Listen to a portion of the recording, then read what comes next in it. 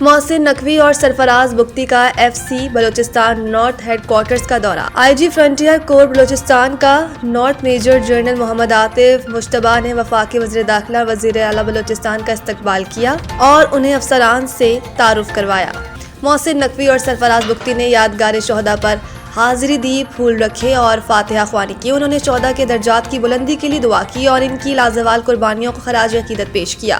IG FC Balochistan north نے force کی تربیت، آپریشنل تیاریوں اور پیشہ ورانہ صلاحیتوں کے بارے میں تفصیلی بریفنگ دی۔ اس موقع پر وفاقی وزیر داخلہ اور وزیر اعلیٰ بلوچستان نے قیام امن کے لیے فرنٹیئر کور بلوچستان نارتھ کے گراں قدر کردار کو سراہا۔ وفاقی وزیر داخلہ محسن نقوی نے دہشت گردی کے خلاف جنگ میں FC بلوچستان نارتھ کی قربانیوں کو خراج تحسین پیش کرتے ہوئے کہا کہ قیام امن کے لیے فورس کی قربانیاں انمٹ ہیں۔